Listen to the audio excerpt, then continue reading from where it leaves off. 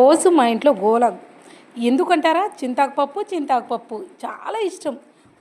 మేము విలేజ్లో ఉన్నప్పుడైతే చింత చెట్లు మా ఇంటి చుట్టే ఉండేటి. మాకు చింతాకు పప్పు అన్న, అలాగే పిల్ల చింతకాయలు తీసుకొచ్చి పప్పు చేసుకోవడం, చట్నీ చేసుకోవడం చాలా ఇష్టం.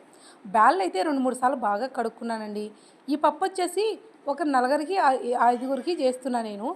బ్యాళ్ళు ఒక కప్పుడు తీసుకున్నా, దాంట్లో తగినన్ని ఎండుమిరపకాయలు, 2 ఎల్లుల్లిపాయలు, ఒక చిన్న సైజు ఎర్రగడ్డ కట్ చేశాను. అలాగే మనం పట్టుకుంటే ఒక కన్నికేడు నిండా చింతాకు తీసుకొని మంచిగా క్లీన్ చేసి పెట్టుకున్నా. బాగా చిటికెడు పసుపు కూడా వేసుకొని ఇప్పుడు మంచిగా తగినన్ని నీళ్లు పోసుకోవాలి. ఇక నీళ్లు ఎన్ని పోసుకోవాలి అంటే కొంచెం చింతాకు పప్పు అనగా కొంచెం గట్టిగా ఉంటే మా ఇంట్లో ఇష్టపడతారు. దానికోసమని 1 కప్పు బ్యాళ్ళు అయితే నేను 3 కప్పుల వాటర్ తీసుకున్నా. అడిగి గట్టిగా ఉడికిపోతుందని తీసుకున్నాను. మీరు పలచగా ఉండాలనుకుంటే ఒక 4 కప్పులు తీసుకొని ఈ విజిల్ బాగా పెట్టేసి 3 విజిల్లు ఉంటేగాక ఉడికించుకుంటే సరిపోతుంది. ఎందుకంటే బ్యాళ్ళు మరీ పేస్ట్ అయిపోతే అంత టేస్ట్ ఉండవు అనమాట. అక్కడక్కడ బరగ్గా కనిపిస్తూ ఉండాలి. ఈ ముందుగానే మనం కొనుక్కున్న బ్యాళ్ళు కాబట్టి 3 విజిల్లకంతా మెత్తగా ఉడికిపోతుంది. నేను పోసిన వాటర్ చూసారా పర్ఫెక్ట్గా ఉడికిందండి. ఇంకా ఎక్స్ట్రా ఏం అవసరం లేదు, వాటర్ తీయాల్సిన అవసరం లేదు. ఇలాగే పప్పు అనేది మెదుపుకుంటే సరిపోతుంది. మనం పప్పు మెదుపుకునే లోపు ఆయిల్ పెట్టేసుకుని గోలం పెట్టి పోపుకు తగినంత ఆయిల్ పోసుకుంటే సరిపోతుందనమాట. మనం ఎన్ని రెడీ చేసుకునే వరకు ఆ పోపు అనేది చక్కగా వేగిపోతుంది. టైం సేవ్ అవ్వడం కోసం చేస్తున్నా. నేనైతే ఒక పెద్ద గరిటె కాబట్టి ఒక గరిటె నిండా ఆయిల్ తీసుకున్నా.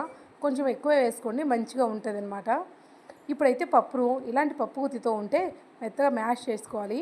ఇలా వెనిపితే చాలు, ఆల్రెడీ మెదిగింది కాబట్టి మెత్తగా పేస్ట్లా కాకుండా ఇలా కొంచెం బరగ్గా, నేను ముందు చెప్పినట్టుగా కొంచెం బరగ్గా వెనుపుకుంటే చాలు.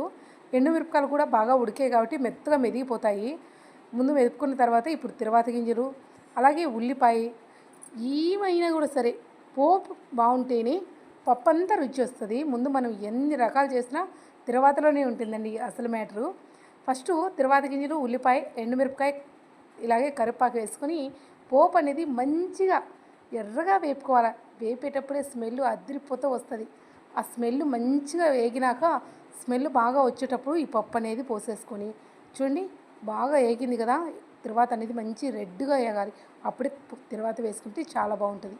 ఇప్పుడు ఫైనలీ అన్నేసి చూడు నన్నేసి చూడు అంటారు కదా, సాల్ట్ వేసి మంచిగా కలబెట్టి 10 నిమిషాలు పప్పును అలా వదిలేద్దాం.